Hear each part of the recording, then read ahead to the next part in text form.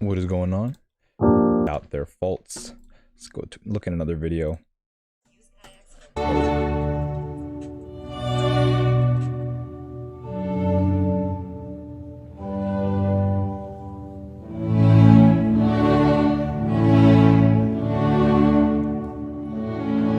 Simple, opulent luxury.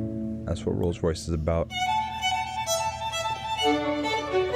In fact, when doing research on these cars, it was actually hard to find a lot of the information because Rolls-Royce doesn't really put out the information on the cars like that. You notice Rolls-Royce doesn't have to do any advertisements. They don't really publicize a lot of the information. And yeah, they make that exclusive to the owners that actually go ahead and put the money in the purchase of the vehicle.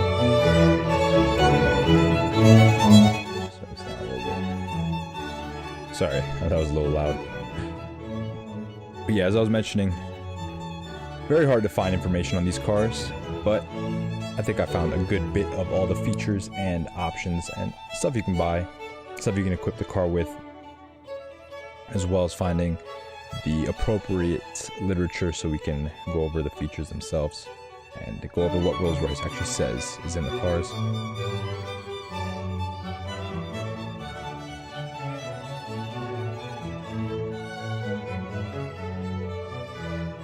As you can see, I just want to play this clip real quick because the shout out to JM, but this Phantom in the beginning is just flying down this road.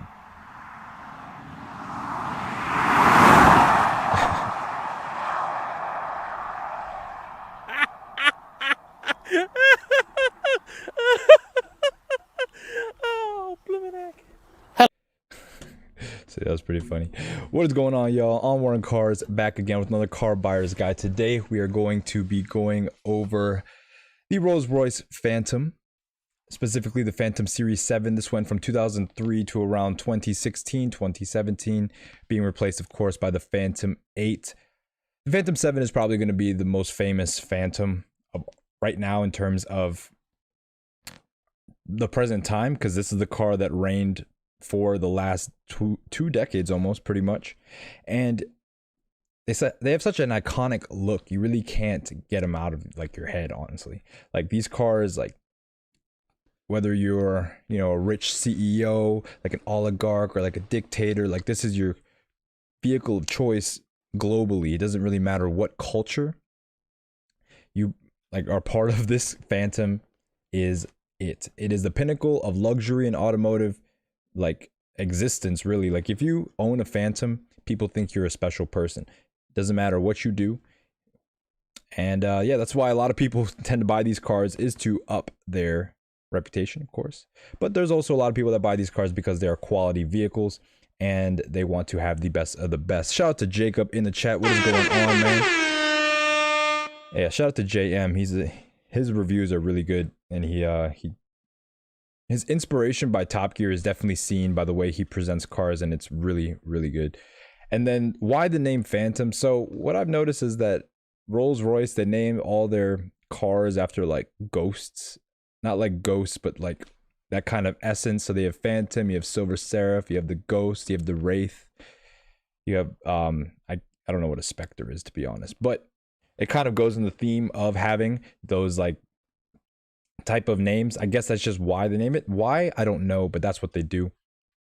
But yeah, Rolls-Royce Phantom.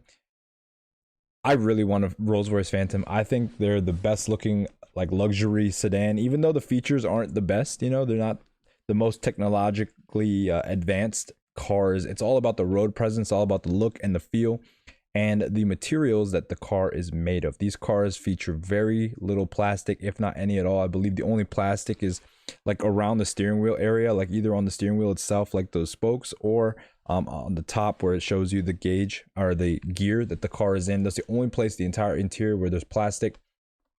And yeah, these cars are just amazing. Rolls-Royce is one of my favorite brands. I think really British car companies are my favorite out of all of them, because Rolls-Royce and Bentley are two top tier brands in my opinion. Aston Martin, McLaren, even for bikes like Triumph. I love Triumph.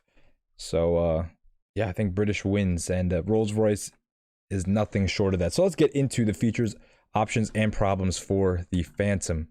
I got a lot of stuff for you guys today, so hopefully I can fit it all in this section.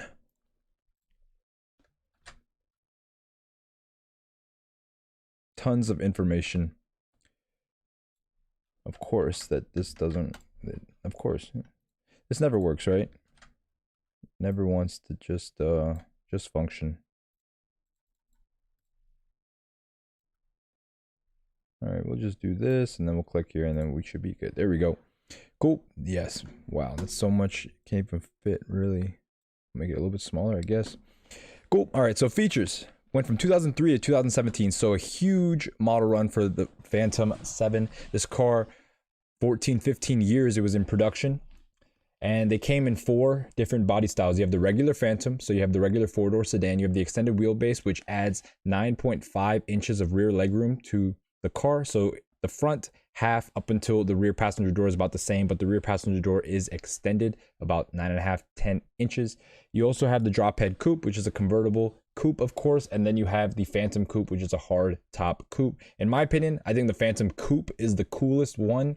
However, they are very expensive, and if I were to have to settle on any Phantom, I'd just get a sedan, because those are going to be the ones that are probably going to be the most accessible. They all come with a 6 3/4 liter, not a 6.75 liter, a 6 3/4 liter N73 BMW V12, shared with the 760 from the same time period. And the Series 1, which went from 2003 to 2012, had a 6-speed ZF automatic gearbox. In terms of just some changes by model years, they went from, in 2003, first model year. In 2005, the extended wheelbase Phantom was launched. In 2007, the drop head coupe was released. In 2008, the Phantom coupe was released. 2009, the facelift for the Phantom and Phantom extended wheelbase. The interior was changed to mimic the coupe / the drop head coupe. So the interior was facelifted in 2009 for the Phantom and Phantom extended wheelbase. And in 2012, the Phantom 7 Series 2 was introduced. This came with an exterior facelift, as well as another interior facelift that had a new dashboard. The infotainment was updated, new iDrive system. And the iDrive system was taken from the Ghost because the Ghost came out slightly before then, around 2010 when the Ghost came out.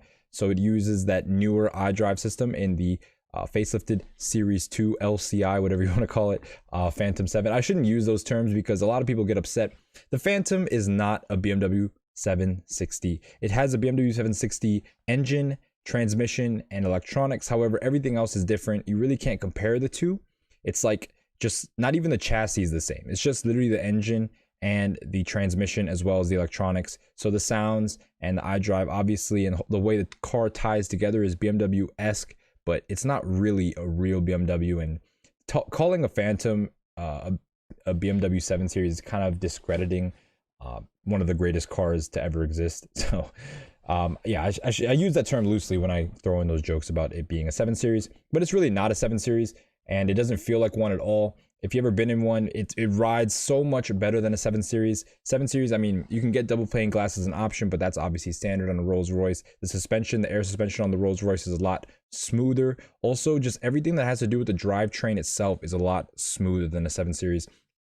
In terms of the engine and transmission mounts, you really can't feel any vibrations that you would feel with a 7 Series. The sound deadening is way superior. You have more mufflers. This has 4 different silencers on it. It's very quiet. It's very serene being inside of one of these. It feels like a Volt. It's sealed. And yeah, 7 Series can't, you can't compare the two. A 7 Series, a 2004 760, you'll probably get for $3 or $4 grand. A 2004 Rolls Royce is going to be upwards of 90 grand. And so that's the difference right there. And then so in from 2012 to 2017, this one, the Series 2 ran. There weren't that many changes. All they did was really, you know, people customize these cars exactly to the way they want. And so there aren't really that many options per se, like things you can get or subtract from the car. It's more of how do you want this to look? How do you want this set up? How do you want this? How do you want that? It's all like very custom, but the actual options, most of the cars are going to be the same. Compared to German cars, is the Rolls Royce a Maybach? Yes, I mean that's the classic competes in Maybach, Rolls Royce, especially the old Maybachs from this time, it really competed with those in terms of the way they were built and the whole like ethos of Maybach back then. Now Maybach is kind of like an extension of Mercedes in the sense that they are made alongside, and kind of the similarities between an S-Class and a Maybach are very small compared to what they were back when they had the Maybach 62 and 65 or whatever they were called. They actually had different bodies than the S-Classes, and now the S-Classes share the same bodies, and same thing with the GLS, they share the same body, and they didn't used to do that. So to answer your question, yes, the Rolls-Royce is a German Maybach, I guess you could call it, even though it is German too, because it has its BMW insides, I guess. Cool, and these are going to be the Series 2 changes, so the facelift changes for the Phantom. You have the replacement of the round lower lights with rectangular LED lights. So you see right here, the round lights here. This is a Series 1 car. That is the first way to tell that is a Series 1, is that it has these round lights here. With the Series 2, they became rectangular to match the lights on top. So, you know, a little difference that people either love or hate. I kind of like the old school way the lights look on these. However, the newer style looks way more modern, and I probably prefer that in terms of functionality, because obviously they're going to work better. And obviously when you consider the entire Series 2 car, you're going to just get a way superior car, and these lights really won't make a difference. But anyway, let's get through these because I can talk forever. You have a one-piece stamped radiator. So before, these were I believe these little strakes were put into the radiator, and there are multiple pieces, but the new one is all one piece. New side badge design. So this badge right here was redesigned. The extended chrome detailing around the window. So you have just a different chrome design around the window. You have highlighting to capture the strip on the bottom of the boot lid. So basically there's chrome on the bottom of the boot. The trunk, for American viewers who don't know what that is.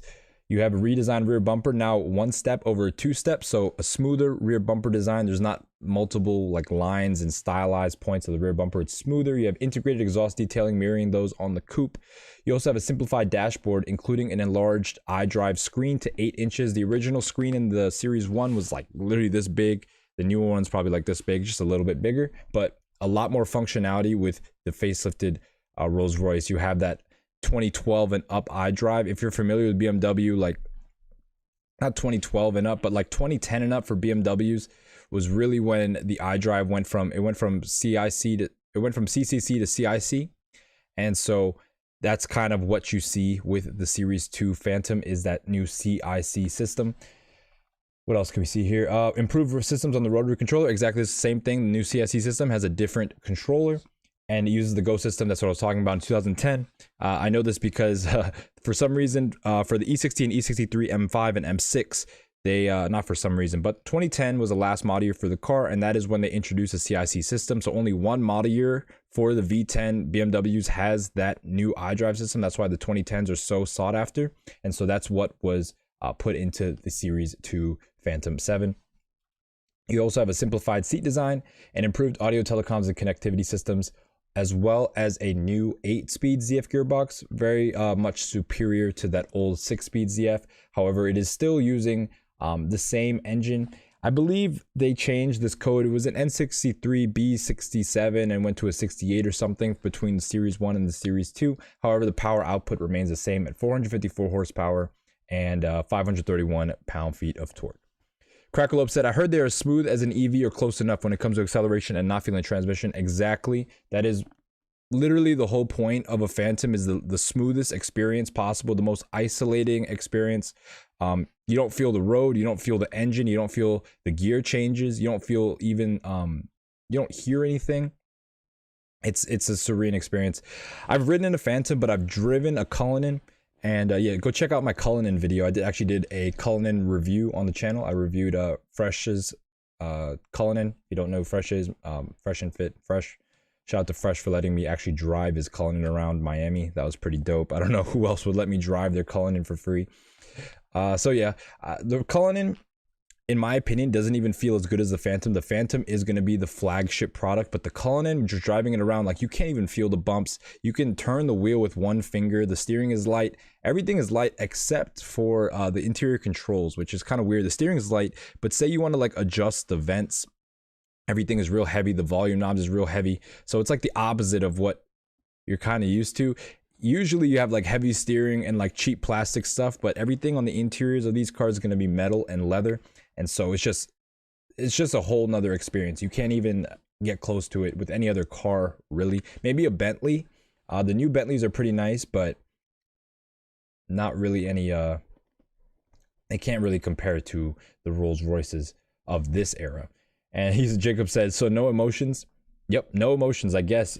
It's actually a blank canvas, so you can make your own emotions and you can basically focus on yourself, if that makes sense. Like, you're not being distracted by anything else in this world. You're just driving your car, and it's a great, I don't know how to describe it without actually bringing one onto the channel, because I think that's what I'd have to do in order to really convey how these cars are. Because the thing is, like, most people are never going to ride in one of these, so they'll never really understand. Yep, 20 feet long and 6,000 pounds. These cars are huge. If you ever stood next to a Phantom, it's a weird experience because this hood line right here is about as high as a Cadillac Escalade. That's what it feels like. It's probably like say I'm standing up. I'm a tall person, right? I'm standing up. The hood's like up here. And so it's like, it's literally like an Escalade, except like a wagon version. That's what it reminds me of. He said you need the connection to the street. Yeah, people who drive these cars, they don't really care about sporty. Well, they might have a collection. However, when you're driving this car, you don't want to. Nothing outside of the car is supposed to concern you at all. The street, the pedestrians, sound, construction, wind, nothing. Mr. Race Wars, shout out to you in the chat. Haven't seen you before. He said, brother, give us advice for the Phantom 3. The Phantom 3? I'm on the Phantom 7. You want the Phantom 3. All right, here. I'm going to do that for you. I'm going to pull up a picture of a Phantom 3. And, because I don't even know what year that is. Rolls Royce Phantom 3. You want one of these, my guy? The thing is, I'll say this. The Phantom... No, that's the Phantom 8.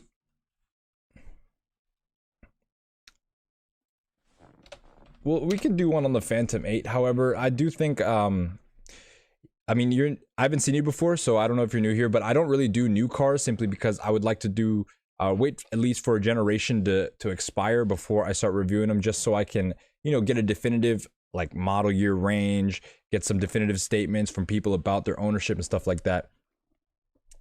Yeah, so this car is crazy. Starting price was over 500K. Yeah, I mean, we can do one eventually because, you know, what's even crazier is that the 2018s are now in the 200s and they started off at over 500. It's been 6 years and you lost $300,000. That is insane. So maybe we can talk about it later. But today we're just gonna go over the Phantom 7 because these are actually becoming quite a steal if you get the right one. We'll talk about that too. Cool. And then, yep, 20 feet long, 6,000 pounds for the sedan. The extended wheelbase is even longer than that, almost 21 feet. 17 cows worth of leather in this car. So 17 cows pledged their life to make each Rolls Royce, which is insane. Like, that's how much leather there is. There's leather on the ceiling, leather's on the floor, leather's on the walls, leather's on the seats, leather's on the dash, leather's everywhere in this car. And there was a total of 10,327 total Phantoms produced. This was between the extended wheelbase, the regular base Phantom, the drop head coupe, and the Phantom coupe. So 4 different models, 10,000 models produced total. So there are a lot out there. This is not a super rare car. So it's easy to find. I'd say there's probably, like, you know, between 70 and 100 for sale at one point at a time. That way, especially when you look online, it's usually between 70 and 100 for sale. So you can pretty much find one that's spec'd to kind of how you like it, at least. What's the weight? Over 6,000 pounds. Jacob, over 6,000 pounds. But yeah, you'll be able to find one that you like. But also keep in mind that these cars are built to order, so you're gonna find a lot of wacky specs. It wasn't like Ferrari where they were like, no, you can't make that spec, it's too crazy. Rolls-Royce does whatever their customers want, and you'll see some crazy specs. Yeah, Mr. Racewar, exactly. We'll go over that too. So what I do here is we go over the features, options, and problems, and then after that we go over the ads. In fact, I'll just give you guys a little preview of all the ads, just because you know, some people here are new. So I have all these ads lined up. That way we can look at all the different examples as soon as we go over the features, options, and problems.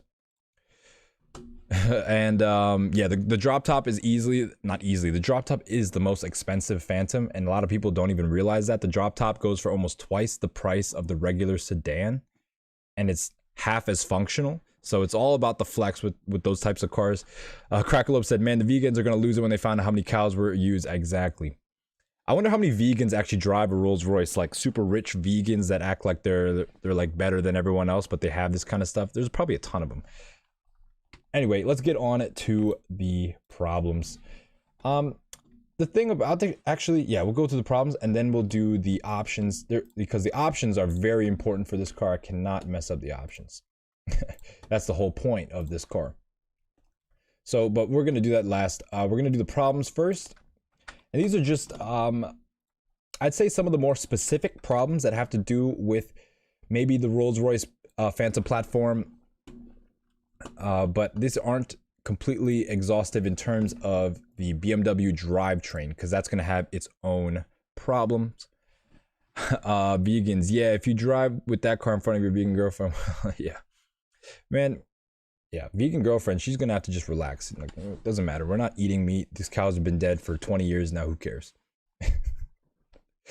Or I just take her to the burger place and make her watch me eat a burger. Anyway. Suspension strut leaks. These have air suspension and they tend to leak. I saw a video, this guy, usually they don't leak when they're sitting on the ground, but if you lift them up, this actually allows them to leak for some reason.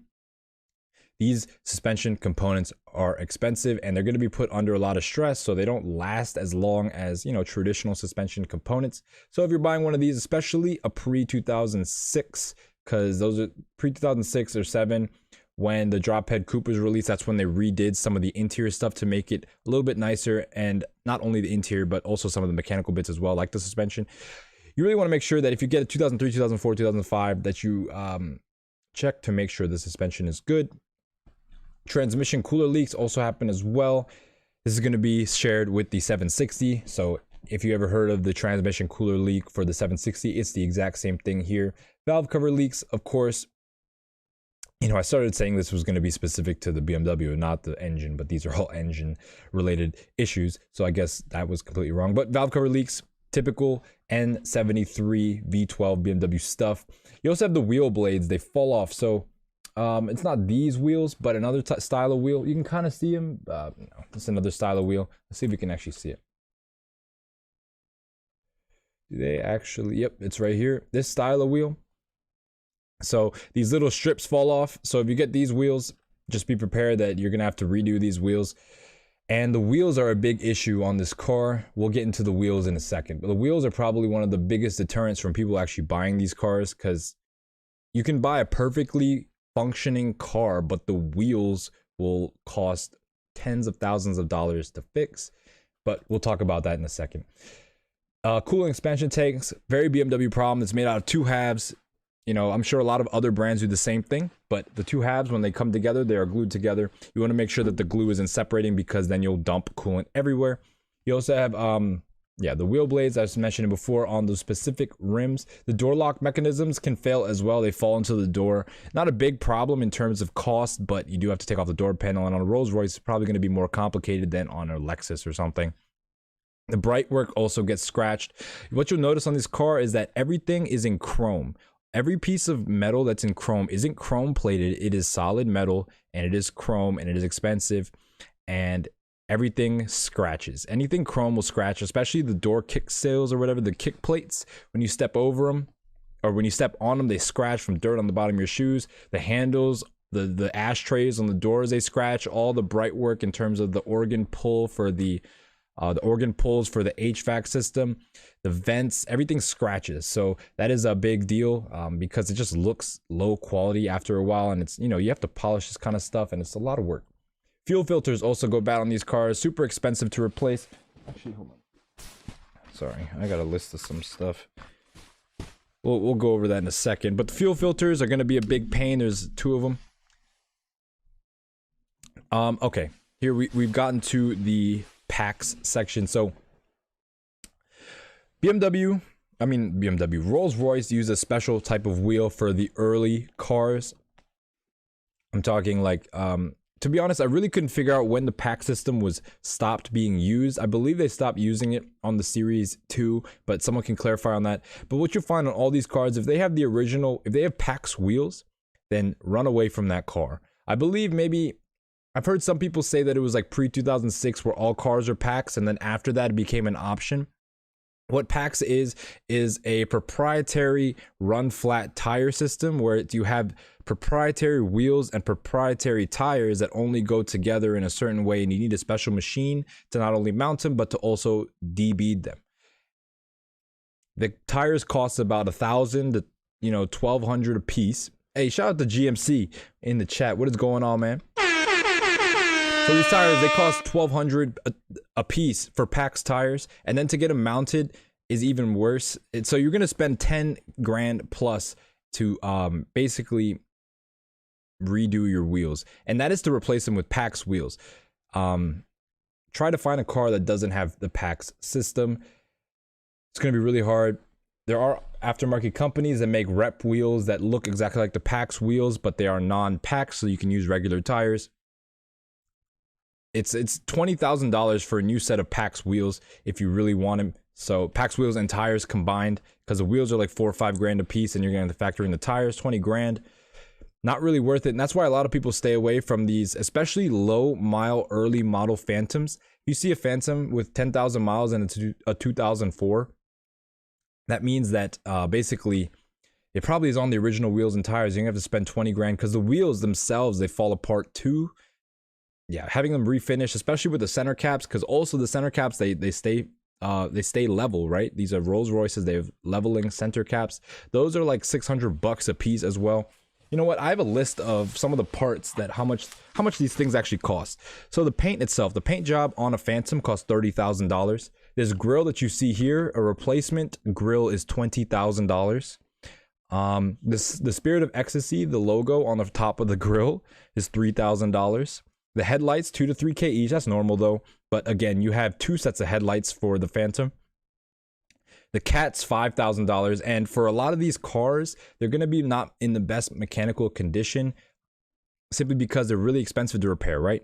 And so what happens is basically the check engine light's on. The car is in a semi-limp mode, but people just drive it around anyway because it's not a performance car. You don't really need to go that fast in these cars, like in terms of like quickness of driving. So people will drive around in limp mode a lot. That dumps a lot of fuel into the cats. The cats will fail. Once the cats fail, that's $5,000 a cat, and there's 2 of them. And so these things start to add up when you're talking about these old cars. For example, $1,500 for 1 key. These keys are like some special type of key. $1,500 for a key. And then the floor mats are $4,000. If you're not familiar, these cars, you can get really thick floor mat options, really thick lamb wool, lamb skin, whatever you want to call them, floor mats. They're amazing, but they're $4,000. That's just some of these parts. The list goes on. I was also thinking, like, I think it'd be kind of smart to start buying some like salvage title Phantoms and just parting them out, because this stuff is ridiculous in terms of the cost. Another thing, iDrive controller failure. This is common. Again, this can be replaced for especially the Series 1 Phantoms. This happens a lot.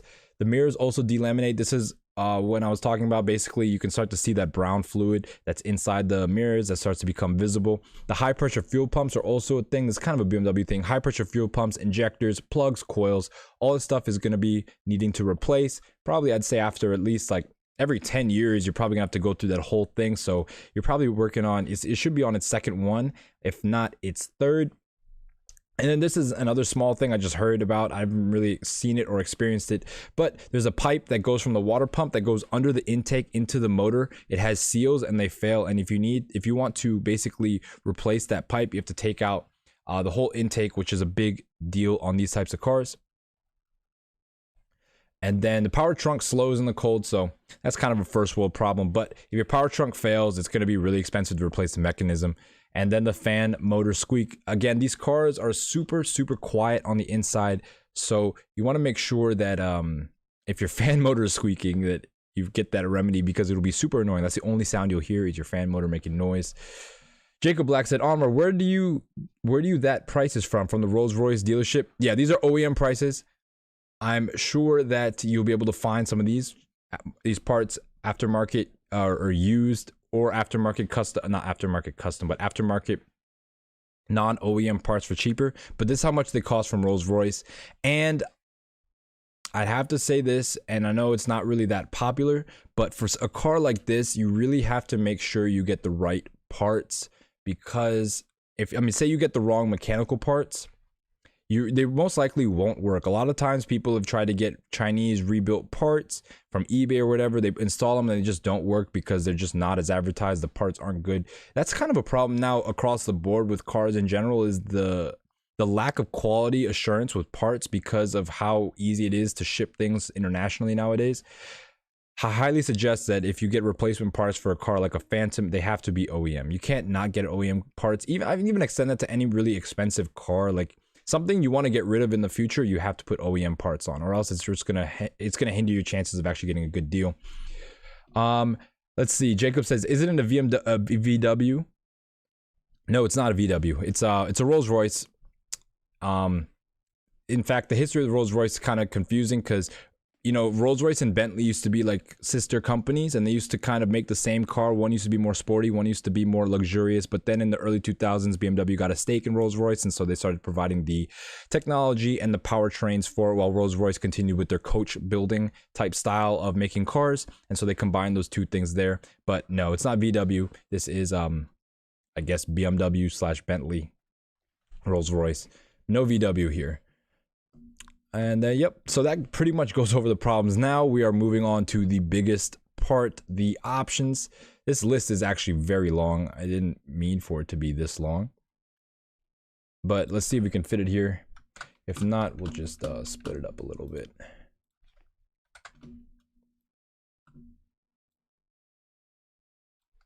Control A, we'll make that 8. Make it 9? No, 8.5, because 8. All right, perfect.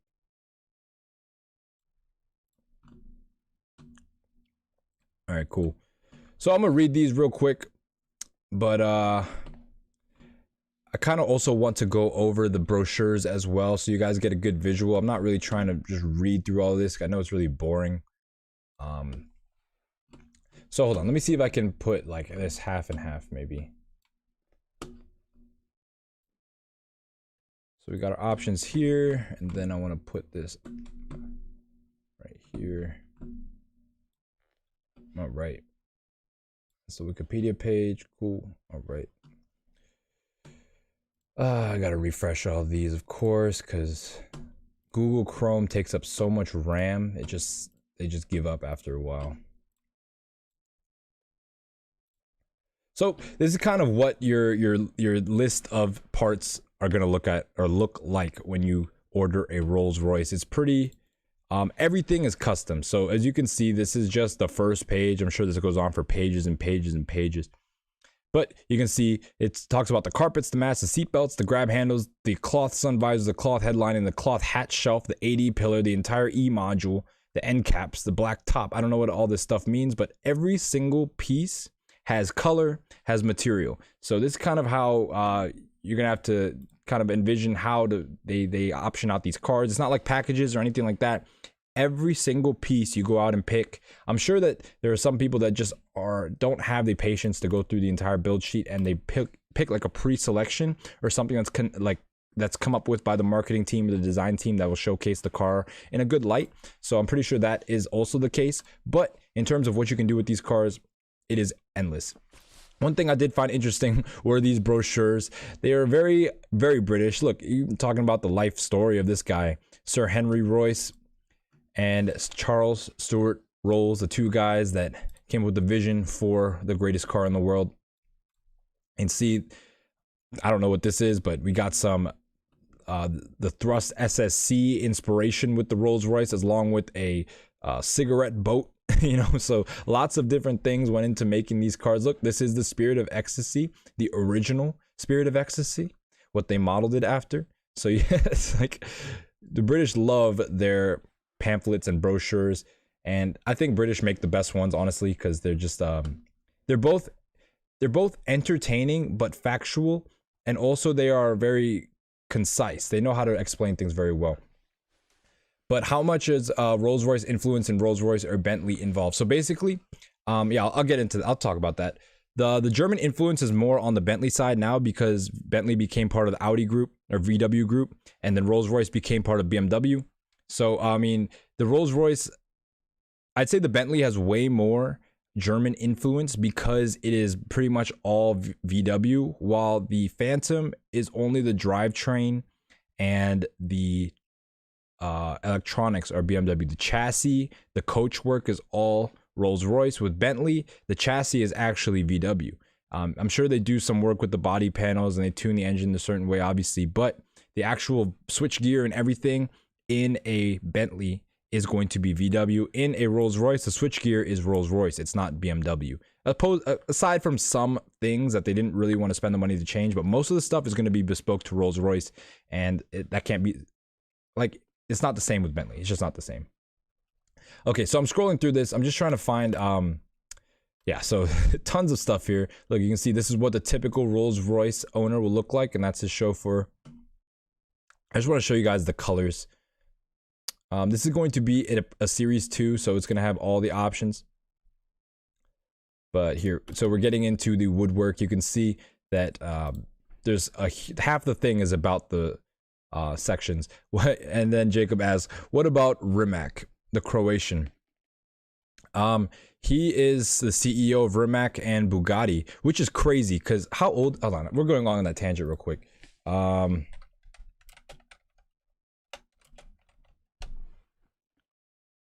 He's 36 and he's the CEO of Rimac and Bugatti. I mean, Rimac is a Croatian company. Bugatti obviously is VW, but it is technically French and Italian. I don't really get it. Bugatti was like Italian but French at the same time, but it's technically a French brand by history. And so yeah, I don't really know how much German influence is in Rimac. I don't think there's any. In Bugatti, obviously there's German influence, and there's obviously going to be the Croatian influence in the new Bugattis. If you haven't heard, they're having the V16 hybrid. So the Rimac technology is going to be combined with the V16. I'm not sure if they're going to use turbos or not. It would be kind of cool. They didn't use turbos and just had the hybrid system and a naturally aspirated. I think that would be really cool. Anyway, let's get on to the woodwork. As you can see, this is just some examples of the wood they have. Is going to be a burl walnut, I believe. Then you have the leather colors as well. I'm trying to see an actual color palette. You can see some of the options. You can have a humidor in the glove box. You can have this champagne thing, this picnic basket type deal. I don't think this is the best brochure for options, to be honest. What they did, what I noticed, is that for the first model year, they put all the options on the brochure. So you can see here, they did it like a typical car. And then they showed all the colors. So we have all these colors available for the Rolls-Royce. And then you have your two-tone paint jobs. A lot of these cars are going to be two-tone paint. You'll see that a lot. And then we have our leather colors. So many different leathers you can have. I don't know. This is almost 20 different styles of leather. And then for the wood, you have all these different styles of wood. It's going to be impossible to memorize all the different styles. Just know that, just kind of get a feel of what you want your car to look like in terms of the interior theme and kind of work from there. I'm more of a dark interior guy, so I'm just going to stay away from all like the tans and browns in terms of, you know, I don't like beige that much, but yeah, so that's just my opinion. I'm trying to find, okay, here it is, I think. Yep, so here is the accessory brochure. So everything that's kind of like an option, but also accessory is put out very cleanly and nicely in this brochure. So here we have, you can see the bag set you can get. It's a 5-bag set. Or you can get the color covers in any color you want. Then it talks about the Spirit of Ecstasy. You can have one in gold. You can have it in silver. You can also have it in frosted glass. Let me see if I can zoom in here. You have the restyled mirror kit, which is, you know, an option. Restyled mirrors, they add a contemporary feel, apparently. You have the visible exhaust. So this was an update for the Series 2, but was also found on all drop heads and all coupes. This is also, you can have it in chrome. You can have the chrome number plates around. These are going to be your 5 wheel options for the Series 2.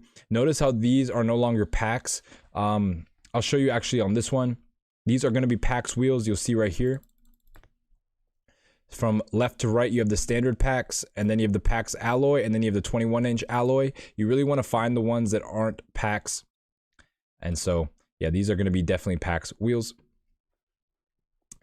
But for the Series 2, you can see they got rid of the pack style because of how inconvenient packs wheels are, and they allowed, you know, Rolls-Royce, I don't know if I said allowed, but basically they introduced 5 new sets of wheels. I think my favorites are going to be the Style 422s and the Style 173s. These are reminiscent of the old 21-inch non-packs wheels. I'm not really a fan of the rest of them. Style 422s and Style 173s are going to be my favorite. Scrolling down, we can see these are going to talk about all the interior specs. Actually, let me just bring this up. I just want to show this in full screen. It'll make more sense. We have the full veneered fascia, so the entire dash is going to be in whatever veneer you choose, whether they're going to be piano black wood or it's going to be more of a natural type wood. You also have veneered steering wheel spokes. Is an option. It doesn't have to be veneered, but it can match the rest of your dash. You also have this thicker steering wheel option. Usually the steering wheel on Rolls-Royce is very thin, but you can get the thick one if you are more used to something like that. Also for the interior, I forgot to mention, I'm going to go through actually all the options in a second. I just want to go through this. You can have there's 2 different rear seat configurations. You can have a bench, or you can have a separate captain's chairs like this. If you get the separate captain's chairs, you can also have a fridge in the middle. However you get the bench, you can also have the fridge in the back right here. As I mentioned before, you can get a humidor in the glove box. This is super fancy stuff here. Way above my pay grade. You can also get I would never have a humidor in my glove box. I don't smoke cigars like that, but I guess maybe I'm not that fancy. Rear curtain kit, so you can get curtains on the rear windows as well as the rear side windows. You can also have 3 different types of floor mats. You have the tufted floor mats, which is going to be the most durable, the most basic floor mats. You have the sisal floor mats, which is more of like a twill. It's kind of what you kind of a boaty like, I guess. It has a marine feel, and that's what it talks about here. Designed specifically for the drop head coupe, these sisal floor mats evoke a classic nautical feel. If you didn't already notice, the drop head coupe is really trying to reminisce like a yacht. Like it has like yacht wood on the top where the convertible roof folds down and everything. But these are going to be the best mats, the lamb's wool floor mats. They're around 2 inches thick, and they are the softest carpets you'll ever feel in your life. The only problem is that they're worth $4,000, and they do get messed up because, after all, they are carpets. And then here we can see the rear fridge configuration with the 2-seat rear configuration. There's no bench here, but it does have the fridge here. This is what it looks like. Well, it looks the same if it has the individual seats. Basically, if you have the bench seat, the cups are available like on the bottom. But if you have the 2 individual seats, the cups are kind of by your shoulder. It's hard to describe. Also, an option is to get the Rolls-Royce monogram on all the headrests, which is definitely a must-have option, because how else are you supposed to flex inside a Rolls-Royce if no one knows what car it is? All the pictures I see, people like, say your headrest is right here, right? Everyone will be like leaning like this and taking their selfie. Like, no one sits like this in a car, man. You just want everyone to see the brand, which I get. I've done it before. You also have the option to get this cool picnic set, which, like, some of this stuff is pretty ridiculous when you think about it. Like, do these rich people really have the time to go on picnics like this? I think they'd rather have the picnic set up for them. I don't think they do this. You know, they probably have like a whole team of people that will set up their picnic. They're not going to take out the Rolls Royce and their picnic set and pack all this food and clean these plates. Nah. You also have the options for these champagne flutes.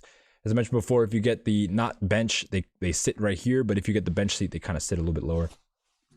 You can also choose the trunk lining. So you have a leather, you can either get a carpet trim trunk, that's going to be standard. You can get a leather trim trunk, or you can get a wooden trim trunk. I really like the wooden trunk.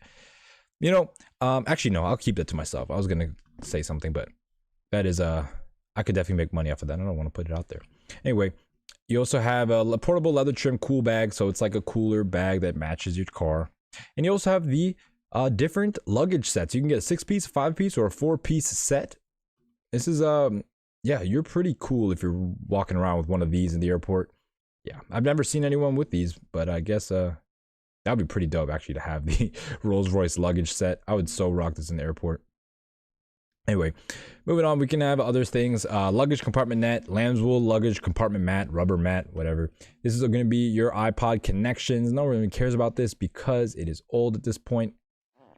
And then finally, you just have, you know, car care stuff. You got your cover. You can also get a bag for your car. You can get a full bag to preserve your Rolls Royce. You can get snow chains if you want. I don't know who's driving their Rolls Royce in snow. Maybe some Russian or something, you know. But other than that, it kind of wraps it up in terms of the brochure. Let's actually read off the actual options list, because there are a ton here that I didn't go over, and I'll just go over them really fast. Machine gun style. We got paint color, leather color, interior trim, wheel choice. Told you pack standard or PAX chrome, or 21-inch alloy. You want to make sure you get the alloys, no packs. You also have the wheel choice for the coupes. You have 21-inch alloy, 21-inch Ford 7 spokes, and 21-inch Ford Star alloys. These are just going to be different styles. It all boils down to style: 422, 173, 471, 267, and 289. You can look these up if you ever want to know what style wheels are for BMW / Rolls-Royce. There are databases where all you got to do is type in style 422 and it shows you pictures of them, or you just type in BMW style guide and BMW wheel style guide, and then you'll be able to find it that way. You also have single / double coach line, side two-tone paint schemes, and upper two-tone paint schemes. So you can have, basically you can have the two-tone go on like the hood lines and just for the roof, and on the trunk you can have it go along the side on more of a shoulder line. You can have different ways to option the two-tone paint scheme. You also have the option for the camera system front and rear. Highly recommended. If you get a 2006 plus, I believe it came in standard, so this is going to be 2007 plus, it came standard. For up to 2006, you want to make sure that you get that front rear system. The front camera is interesting because it's not a camera pointing forward, it's actually pointing two different ways. It's pointing right and left. So if you're pulling up to like a blind corner or blind intersection, you can actually see down the sidewalk. And because of how long the hood is, you're sitting probably like 6 feet behind there. So very good option to get. You also want to make sure that you definitely get the Starlight headliner. If you don't get the Starlight headliner, why are you getting a Rolls Royce? The one thing I don't like about Starlight headliners is the fact that you see them in everything from Rolls Royces to Challengers and Chargers. Rolls Royce should have patented it. I don't know how they would have made it. I don't think there really was a way to gatekeep the Starlight headliner, but it just sucks that every car has it, because that is such a cool, unique thing that Rolls Royce pioneered. So get the Starlight headliner if you're getting a Rolls Royce. The leather headliner for the coupe 2007 plus is an option. Veneered steering wheel spokes, we mentioned that earlier. Thick steering wheel, veneered fascia, rear air vent surround. Hide trim fascias. This is going to be the passenger side only, so you can have, instead of the fascia being made out of all the trim material veneer, you can have hide trim fascias, but on the passenger side only for some reason. You can have a color key boot trim, so the trim in the trunk is going to be color keyed to the interior trim. That's pretty cool, I guess. Curtains for rear windows, curtains for rear compartment, extended leather headlining with color coded leather, not available with sunroof. Not really sure what they meant by that, because I do also see leather headliners with the sunroof, but it might not be the extended headliner with color coded leather. It might just be a standard leather. Individual seats for rear compartment, I was saying that earlier you could get that or the bench. You have the theater configuration with 12-inch monitors integrated into the rear of the front seats. So this is going to be just the rear big screens. What else? I'm just running through these real quick. Lamb's wool rear seat cover, embroidered shout out to Chris, Royce. Embroidered Rolls Royce emblem on all headrests. You have the rear aux climate control. So in every market besides the Middle East, it's going to be an option. The Middle East obviously is hot there, so they have the rear climate control as standard. You have a humidor in a glove box. That's what we saw earlier with the cigars. You have the picnic tables with veneered backs. Not sure why it says not available with theater configuration. I have seen the theater screens and the picnic tables with veneered backs in one, because literally the screen is right behind it. So I don't know why they said this. Not completely correct. Drink cabinet for individual seats. So as I mentioned before, the drink cabinet is going to be by your shoulder in the individual seats. With the bench seat, it's going to be down below. Cool box for individual seats / lounge seats. It's going to be that refrigerator, so you can have a refrigerator in both the lounge and the individual. You have the milled aluminum drinks holder. We saw that earlier. 6-disc CD changer, reversible footrest. So basically this is the footrest. It sits on the floor. You can like flip it over and it becomes like kind of extended. I never really found good use for those because I'm tall. I need the most room I can get, and those footrests just kind of inhibit your leg space. So you could use those if you so desire. What else? You also have the carpet floor mat set. You have the tufted and the Sizewell. We mentioned that earlier. The chrome front number plate plinth and the rear number plate chrome frame are also options. A leather bumper protection system. It's just like an apron that's you put over your bumper. It's like if you live in the city or something. I don't know why you're parallel parking this car in the first place, but they do have a factory option to protect your bumper. It just like flips out. I don't know if you've ever seen those, like the bumper buddy or whatever, but the Rolls-Royce version. You also have the luggage sets that I showed you, 4-piece stowage set, up to 6 pieces, apparently. Not apparently, we saw it ourselves. Breathable indoor cover, blah, blah, blah. Fire extinguisher, sun shield, parasol. So not only do you have the small umbrellas in the door, you can also get options for big umbrellas that go in the trunk. These are going to be called the parasol option. You also have fire extinguisher. I said that already. The Spirit of Ecstasy, we mentioned that as well. You can also get a lot of things personalized with this car. We don't really go over too much of that because I don't really care about personalized stuff. If you get a car and it has personalized stuff, it's like stuff you have to change in the future anyway. So you can get personalized illuminated tread plates, embroidered glove box lids. You have custom text on the headrest. You can get custom cushions for the back seat, like little pillows that just sit there like a couch. And then finally, you have one package, and it's the brushed steel package, and this is only available for the coupe. And basically, it makes the silver, or makes the surround of the windshield as well as the hood in brushed steel. That's it, and that's the only package. Lots of different stuff you can get for this car. Super complicated. Shout out to the 4 people that are in here right now that are keeping up with me, because I'm talking a lot, and it's been actually almost 52 minutes, and we haven't even gone through any ads. So without further ado, let's get on to the ads. Before that, though, don't forget to like and comment on the video. Say something in the chat if you haven't already. Shout out to everyone who's been participating so far. If you haven't said anything or you're new here, tell me where you're from, what you drive, and yeah, again, don't forget to like the video and subscribe to the channel. You know what? I'm gonna just do this now because I forgot. If you haven't already, join my Discord. All you got to do is hit the link in the description to join the Discord. And this Friday, I'm actually doing a drawing for $50. So if you want to win $50, join the Discord. It's free. And I've done it twice so far, so it's not like I'm bluffing. I'm not playing with you guys. You will get $50 if you join the Discord and you are drawn. So yep, do that. Like the video. Oh yeah, if you want to win, you also have to like a video, comment, and subscribe to the channel, as well as sharing a video with somebody or sharing a reel with somebody. Cool. All right, let's get on to the best part of the show, the part everyone waits so patiently on, the ad section.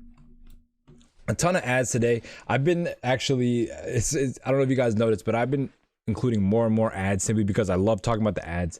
And it's hard to find, it's hard to narrow down this many ads into 15, you know? Sometimes they're just more than 15, and that happens to be the case here. So first off, we're going to be going over ads on Facebook. We have our first example here. Shout out to Cario Motor Cars. I believe this is where this is at. I don't know if it's there, but the dealership looks familiar. We can see this one is a black example. Actually, we can see this. Okay, so here we have a 2006 Phantom. This one is going to be a black example. You can see it's going to be on the 21-inch wheels. These are going to be the non-Pax wheels, which is great. Scrolling through, we can see it has a black interior with the burl walnut. I'm not even going to pretend like I know exactly what this trim is called, but it's got light wood trim. Very much an old man spec car, but as I get older, you know, everyone becomes an old man at some point. I'm starting to like this. This is how my Lexus is, and I like it a lot. So this would be a perfect step forward from the LS430. We can see it has the rear screens as well as the tables, but these are going to be those rear small screens. Very interesting. These little screens are so, like, why did they make them silver? It throws me off a lot. I'm not really liking the fact that they're silver, but whatever. You can see this one also has the rear bench option, but this is going to be an early model, 2006. So a lot of the options that you're going to see, a lot of the fancy stuff is more seen on later Series 1 and more of the Series 2. So scrolling through this, we can see how many miles does this have? 16,000 miles, and it's a 2006. So this is something that you want to actually take into consideration. It's not been driven that much. You don't really see, let's see, they showed the actual dashboard. There isn't any like error messages or anything, which is good, but this would be something you want to make sure that, you know, it doesn't have, like, you want to make sure that it has newer tires. You want to make sure that it's been up to date on maintenance, because for a 2006, it's almost 20 years old, and for only having 16,000 miles, that's literally not 1,000 miles a year. And I'm assuming for some years this car is actually just sat and not driven at all. So with something like this, I really wouldn't feel comfortable paying 100 grand, even though it is low miles. I'd say for me, for a 2006 with low miles, and nothing really to be said about the maintenance history, I'll be willing to go up to 85,000 for something like this. Cool. We have another 2006. This one is high miles. I think this one is actually a little bit more. This one is a little bit better of a purchase in my opinion because it has more miles. That means that it's been, you know, driven more, and that's the thing that these cars really need is to be driven. So again, we can see non-pax wheels. 2006. I love this silver, by the way. It looks so good.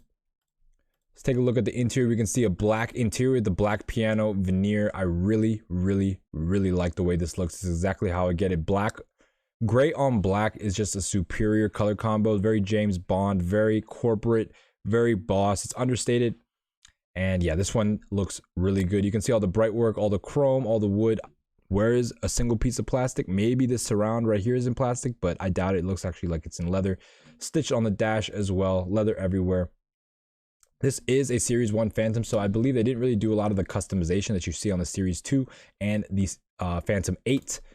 But as you can see, a little bit of wear on the driver's seat. So because this car does have 53,000 miles, you can expect some more wear and tear than a 16,000 mile in terms of the interior and the materials. However, I'd say mechanically, cars like this are going to be better overall for your wallet, simply because most of the problems have been addressed and you're not going to run into the rotting material issue that comes with older cars in terms of the rubber, in terms of the plastic. It starts to become brittle and falls apart after a while, especially for a 2006. You can see here, you know, screens are working. Everything is good. This is an 06, so you're going to have the old iDrive. You can see a panel is missing here. Also, the carpet doesn't look that clean. Yeah, this has obviously been used. You can see the carpet wear and tear. It's not centered in the middle of the floor. It looks like it's been moving around. That might not be even secured, but overall for 53,000 miles, this isn't bad. I'd say for me, being that this is a 2006 and I'd say 85 for the last one, for this one I'd be willing to go up to $83,000, and I do believe that this would be a better car than the last example, and it's also a better spec in my opinion. Cool. Moving on to our next example, we have another 2006. This one is going for 84 grand, so a little bit more reasonable. 56,000 miles. It is in a blue. Let's see what the interior spec looks like. So this is going to be a typical yacht spec car. We have a blue exterior with a light beige interior with a burl walnut-esque type trim. Very much a yacht spec car. We can see back here it has the bench, no individual seats here. Not really a big fan of white because it does get dirty. However, it does look classy when it's clean. And see the TVs and everything. They put a sticker here, which is, I hope that's a sticker. I mean, I hope that's not a sticker because that looks horrible. But you can see, does this have the rear climate control option? It does look like it has a rear climate control option. But overall, just a clean example, especially for having 56,000 miles. You really want to make sure you get the scoop on the maintenance history on this car because it is for a little bit cheaper. I mean, it was listed a day ago, so it might be on the, you know, I could see this moving quickly at this price compared to some of the other cars. However, for me, I'd have to get more information. I'd say because it's not the best spec for me, but it is still a nice yacht spec Rolls-Royce Phantom. I'd be willing to go up to 80 grand for this example right here. Cool. Moving on to our next one. We have a what looks like almost like a burgundy example. This color looks really nice in my opinion. Very unique. So this is a 2007, only 17,000 miles. But you can see how much the price has gone up from the 2006 models. 2007 is when I believe, no, that's 2009, excuse me. 2007 is still a Series 1 with the old style interior. But as you can see, 17,000 miles, 120 grand. I think they're way off. But let's take a look at the specs, see if it's something unique, something we're missing here. Wow. Okay, this is a peanut butter and jelly interior, you guys. I've never seen an interior that looks this ugly, to be honest. You have peanut butter and jelly with wood trim. You could have at least made this black piano trim. That would have made it look, you know, a little bit better, but this interior looks horrible. Yeah, this interior looks bad. Who spec'd this is my main question. So you can see this is going to be that rear entertainment package. I see what they mean now. It doesn't come with the real tables because they are part of the table, but yeah. So these are going to be the rear entertainment package. This is different than the little iDrive screens that are in the back of the seat. These are going to be actually fully functional TVs. What do you guys think about this trim? Shout out to 3 people in here. What do you guys think about it? It looks horrible in my opinion. You can see the leather is also two-tone. You got white and beige. White and brown. Not really a fan of this car at all. However, the spec is very unique. I'll give it that. Not really sure who would want the PB&J Phantom, but if I were to price this, having 17,000 miles and being a 2007, I wouldn't pay more than 100 grand for this PB&J Phantom.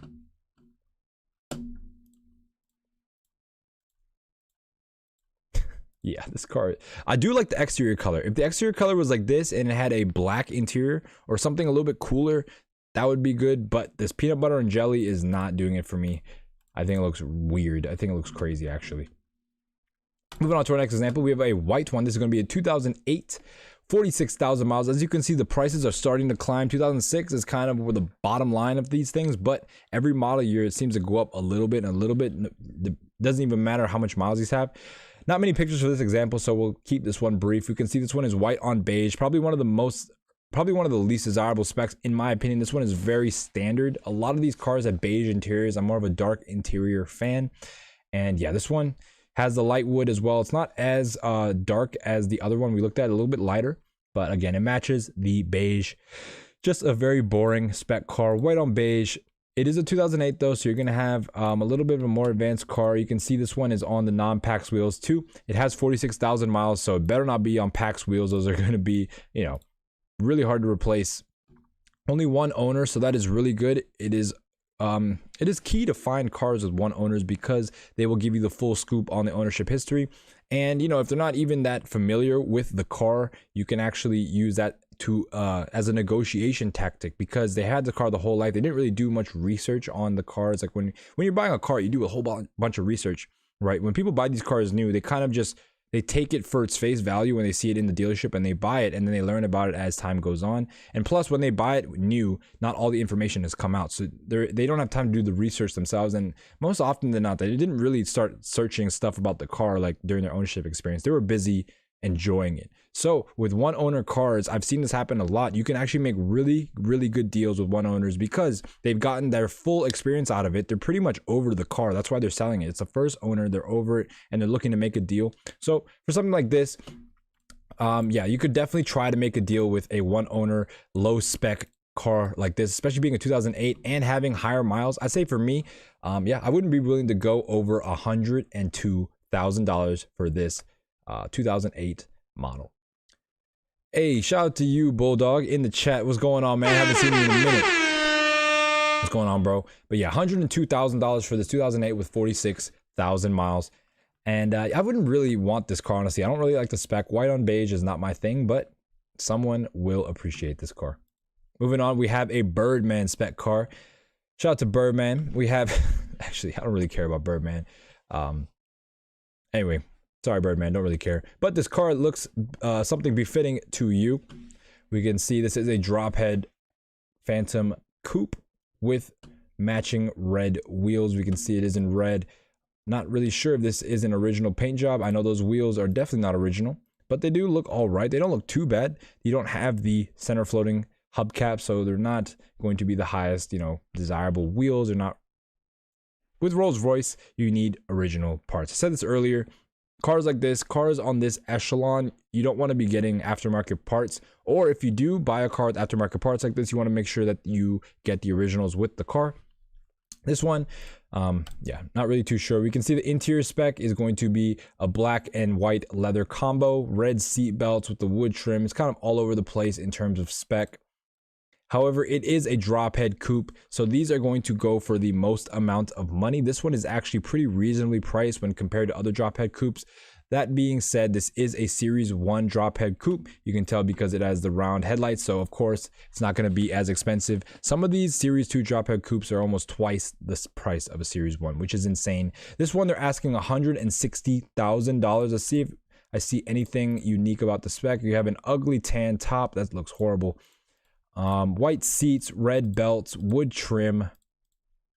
Yeah, this is very Miami, very corny looking spec. For me, I'd be willing to go up to 145 grand. I think that's fair for one of these, especially given the mileage. The spec just is what takes it down for me. If you're gonna have a car that's this loud, you want to make sure it actually looks nice. And I get it, they try to match the wood with tan, but red and tan and white, like you should have picked whether they wanted white or tan or black. They put all three of those in here, and not really a fan of the way this looks.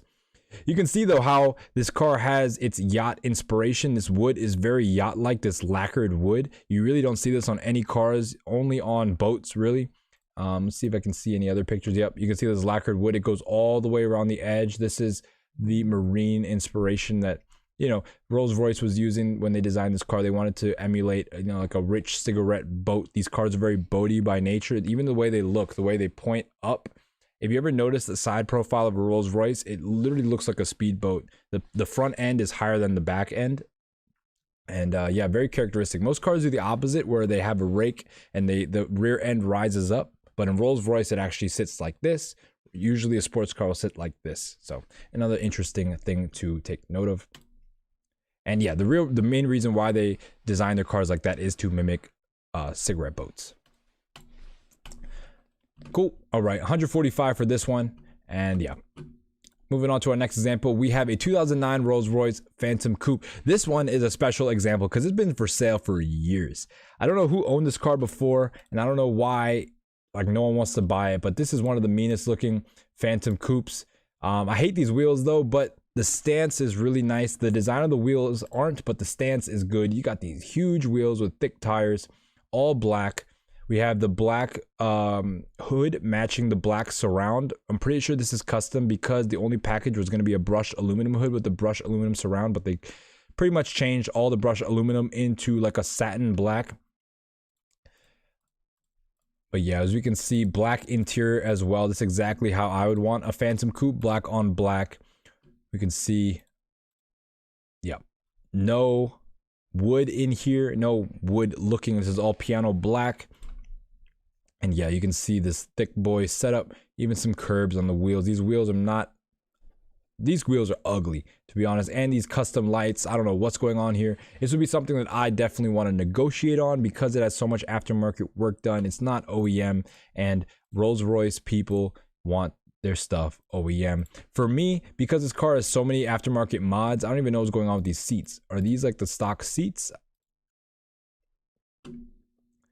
I don't know. But for me, because this car has been for sale for so long and it's so aftermarketly modified, it's even on different wheels here, I'd be willing to go up to $135,000 for this Rolls-Royce Phantom Coupe. And if you could get a Rolls-Royce Phantom Coupe for $135,000, you are getting a really, really good deal. These cars are highly sought after. The production numbers are way lower than any of the other ones because they made a lot of drop heads. They made a lot of sedans. They made some extended wheelbases, but you barely ever see the coupes rolling around. Cool. Moving on to our next one, we have a drop head coupe. It says coupe, but this is actually a drop head coupe. This is going to still be a Series 1 drop head coupe. Shout out to Cargurus Motor Cars. They seem to have all the Rolls Royces in this area, which is kind of crazy. Yeah, I'm not sure, like, they just have a really crazy inventory. They literally have every car. But we have a blue example here. See what the interior looks like. Yep, very much a yacht spec car. And this being a drop head makes it even more yacht spec because you have even more of that lacquered wood. You'll see the wood going around the edge right here is meant to emulate a boat. But yeah, blue leather, white, or blue and leather interior with the wood trim. Very classy, very classic spec, but not really my cup of tea. You'll see them a lot though. A lot of people really like them. I really don't. I like them. I just don't like light seats because they get dirty fast. 2010, so still, as I mentioned before, a Series 1, 31,000 miles, 2010 model. They want 160 grand. I'd say this one is a little bit more valuable than the last one we looked at because this one is all OEM and it actually looks like presentable. Like, it doesn't look like a drug dealer's car. I could sell this to an old man and he'd like it. So for this one, I'd be willing to go up to $147,000. Hey, shout out to DJ Inferno in the chat. What is going on? What is going on? What is good, homie? Yep, $147,000 I think would be a good deal for this car. It is very stock. It has a nice roof. The roof doesn't look creased at all or anything. It looks like it was actually stored up and proper. Yeah, non-pax wheels. I like this car. Cool. Moving on to our third from last example. We have a 2012. So this is going to be the last model year of the Series 1. We can see this one is in white. Last model year Series 1 car. You can see it's on the non-pax wheels, which is good. We haven't seen a single pax wheels car.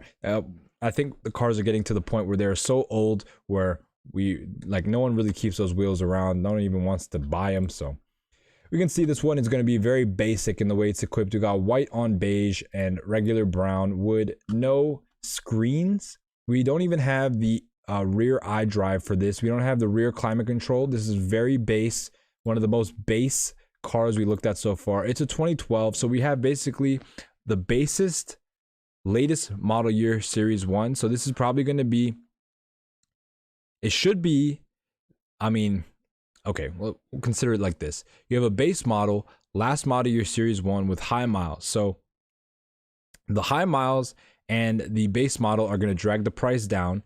The 2012 being the last year of the Series 1 is going to drag the price up, which is going to have more of a pull, I believe, the base model and the high miles. So I think for this car being 61,000 miles, I think for this car having 61,000 miles, I'll be willing to go up to $105,000 for this completely base, no options in the rear, 2012 Series 1 Phantom.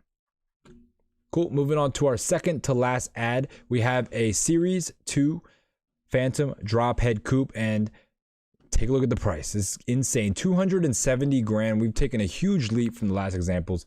4,500 miles. So this thing is basically brand new.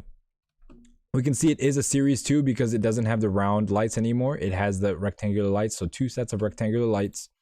This one does not have the brushed aluminum. This one does not have the brushed aluminum package, which is pretty rare. Most of these cars, these drop head coupes, are going to have the brushed aluminum package. And I do think that the brushed aluminum package looks kind of strange sometimes because it's not just the windshield, it's the windshield and the window. It's all in chrome or all in brushed aluminum, and it looks kind of gaudy, especially with the hood as well. So this one doesn't have it. I do like that. This one again is a yacht spec car. We can see exactly how yachty this car was supposed to be. This is literally like the boards you see on sailboats where people walk on them. Like that's what it's meant to look like. You can see the lacquered wood trim going along the top of the dash. We also have this fading wood trim as well, which looks really cool. This reminds me of the CL wood trim in the LS430, how it fades from black to orange. But yeah, another yacht spec car, but this one has no blue. It's all black, white. Oh, actually, that is blue. Yeah, matches the exterior. It's a very dark blue. Cool. For this one, having 4,500 miles, I don't believe these are Pax wheels. They are on Goodyears, and I believe they came stock on Michelin's. Not too sure on that one. I can't remember that off the top. Too much information for these Rolls Royces. Anyway, this one is a $270,000 car, 4,500 miles. What would I offer? I'd say for me, I'd be at around 245. I can't really price these new cars like that. These low mile cars, 245, I think would be good for a 4,500 mile Rolls Royce Phantom coupe in general. Can't really speak on the spec though. You do see a lot of these yacht spec cars, so the more you see them, the more you really devalue them in your head because you're like, wow, these are kind of the regular spec. But I just believe that they're spec this way because a lot of people do like the way it looks. I'd say 245 grand for one of these. 4,500 miles. You can sell it for 245 all day if you keep the mileage under 5 grand. So moving on to our last example, we have a 2008. I'm sure I should have put this in the beginning. I don't know why this 2000. I usually do them by model year, and this one's out of order. That's all I'm trying to say. So we have a 2008 drop head convertible coupe. You can see this one has the brushed aluminum trim. I don't know what trim this actually is. It looks like almost like bed liner, so I'm not really sure what's going on here. But we can see a black example. This is a drop head. We can see it is also a two-tone interior, black and white, with a two-tone diamond stitching on the seats. So we looked at the last example. I wasn't sure if those were the stock seats. These are the stock seats. They just have the diamond stitch pattern. We can see that. Rolls Royce also on the headrests. What else can we see here? Yep, has the same wood trim, that lacquered wood, because this is a drop head coupe. 164 grand. They're asking 34,000 miles. This is a 2008. I'd say for a 2008, I wouldn't want to go up to 164. I'd say that this is a 2008 with, a good amount of miles, 34,000 miles. I'd be willing to go up to $148,000 for this car, just under 150 because it is still a 2008. Maybe for like a 2010 to 12, I'd be willing to go above 150, maybe into the 160s, depending on the spec. But for an 08, yeah, I'd have to still stay under the 150 mark. 148 grand for this example right here. Cool. All right. Let's move on to the Autotrader. Let's move on to Autotrader, the next place we look at ads. We can see our first example here. We have an 04 sedan. Luckily, it's not on the Pax wheels. you'll see the Pax wheels are very unique. They have like a center circle with little spokes going off the edges. We haven't seen a single one so far, which is really good because I would just tell you to avoid that. But here we have a 2004. These ones are going to be super basic. This is before the 2006. This is before the drop head and the coupe came out. So when the drop head and the coupe came out, that introduced a whole slew of interior and functionality options that weren't present in the original OG Phantom 7. So what we have here is that original car. So you're really getting a base car. Like for example, for an 04, you're going to have a manual trunk. So I'd say stay away from these unless you're really trying to get the best deal and you don't really care about all that stuff. You're not used to all that. Like you really just want the Phantom for the look. Get one of these, but I can't recommend that either because you're going to have a whole bunch of mechanical issues that are really not ideal to deal with. Food for thought: if you're buying one of these, you need to at the very least have like a $10,000 credit line that you're able to use at any given point, because that's how much the parts cost in this car, and that's how much you expect every time something breaks. You know, $5,000, you know, what's $5,000 here and there? That's kind of what you're gonna have to do with this car. At the very least, have $10,000 worth of credit. At the very most, have $10,000 in cash so you don't have to borrow, and probably spend what if you're gonna spend $10,000 on credit? Average interest rates like 25-30%.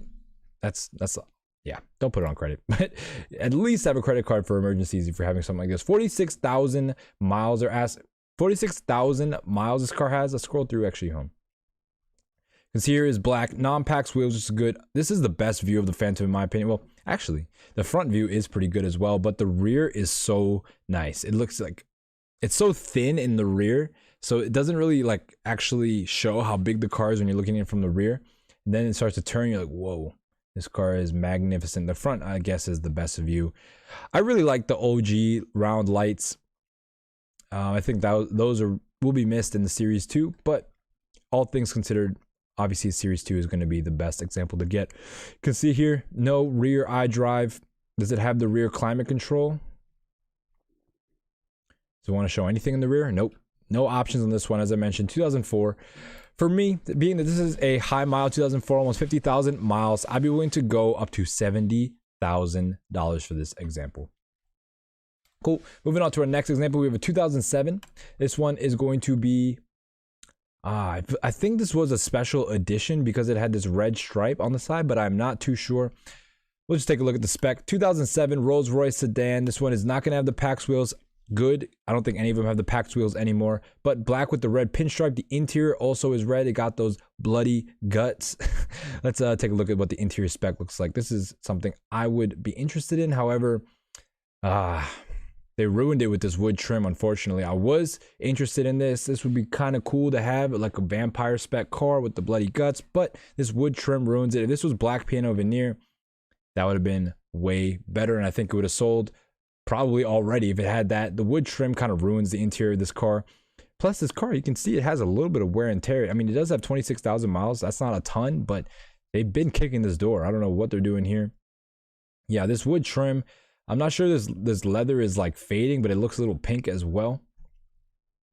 Yeah, and see how the back is absent of wood trim. It looks nice. The front has the wood trim, does not look nice. We can see this also has the screens as well.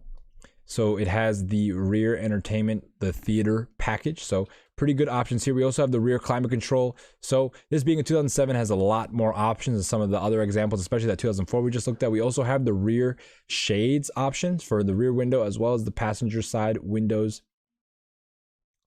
What else can we see here? This is going to be your toolkit. Everything looks good. Your trunk is lined in carpet. No leather, no wood here, but it still looks very nice. The ceiling is going to be that two-tone red and black leather. You can also see this is going to be that section that's going to be right by your ankles if you're sitting in the back seat. This is where you know, your cup holders are, all that stuff resides. Cool. What else can we see on this car in terms of options? You know, red seats, black piping. It's not color contrast or anything. It's matching the outside. We also have the color matching stripe on the outside, which is pretty cool. Let's see what they have to say about it. Not really anything here at all. Cool. So for this Series 1, they're asking 100 grand, 26,000 miles. I think they're not too far off, honestly. This is a really good spec car, minus the wood trim. I'm not really too sure on the extent it would be to replace that wood trim with something a little bit easier on the eyes. That wood trim looks so bad. But we're just going to take it as it is. With that wood trim, I'd be willing to go up to $95,000 for this example. This is actually not too bad of an example. And, you know, you can't really go wrong with something like this. It is menacing. It's mean. The only thing is that's wood trim, but at least it's not completely wood. It's only like half wood. There's no wood up here. Anyway, moving on to our next one, we have a 2012. This one is going to be a Phantom Coupe, the last model year of the Series 1. So hopefully they're still in range of Series 1 Phantom Coupe prices. 31,000 miles, as we can see here. Scrolling down, we can see it is a blue example with a white interior. No wood trim though. So this is like a yacht spec, except a lot more modernized. I like this a lot better. I'm not really a big fan of those wood trims unless it's like an all black interior with the wood trim on a black exterior thing that looks okay.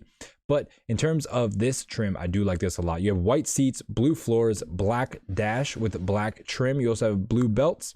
So black and blue and white, very classy, very clean interior. You really can't go wrong with something like this, especially having the blue exterior. This one also comes with the Starlight headliner.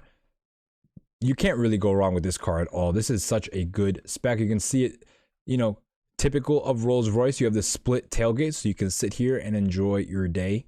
I don't know who would sit on the tailgate of their Rolls-Royce and just chill out, but people do that apparently.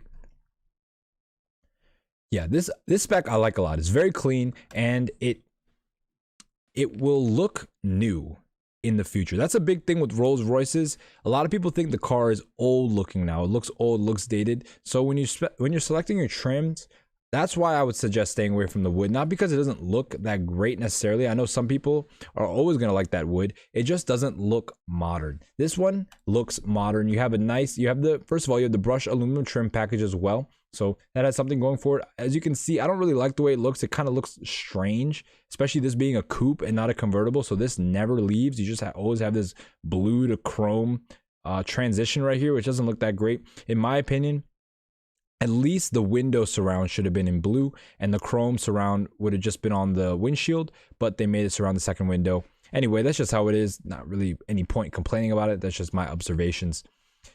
But yeah, this one will look modern. Granted, it is a Series 1, so it's actually an old car. However, this will look modern in the next 10-15 years simply because of the lack of real wood on the interior. 189 grand, so they know exactly what they have. This is what I'm talking about. The trim really matters on these cars. 189. The other Phantom Coupes we were looking at were in the 160s.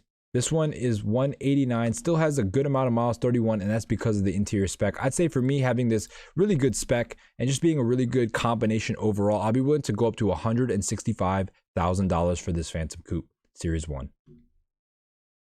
Cool. Moving on to our next one, we have a 2016, so one of the latest model years for a Phantom Coupe drophead. You can see here, very unique wood trim. I like this wood trim. I like the wood trims that have lines as opposed to swirls. That's just me though, but you know, I think the wood trims like this, like the paneled ones, I mean not paneled, the lined ones, I don't know exactly what they're called, look way better. You can see this one does not have the chrome surround on the windshield and the hood, which I kind of like. It looks a lot cleaner this way. We can see it also has a blue roof to match the paint. But yeah, this one very classy and very expensive. We can see here the price, $380,000 for this, and it has 31,000 miles. It isn't a new car.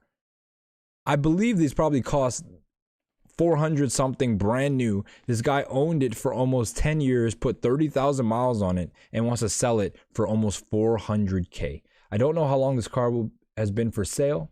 Let's take a look and view the Carfax because I'm very curious to see when it was listed. It was listed for sale in December. How many owners does this car have? Oh, one owner vehicle. So that's why he's listing it for so much.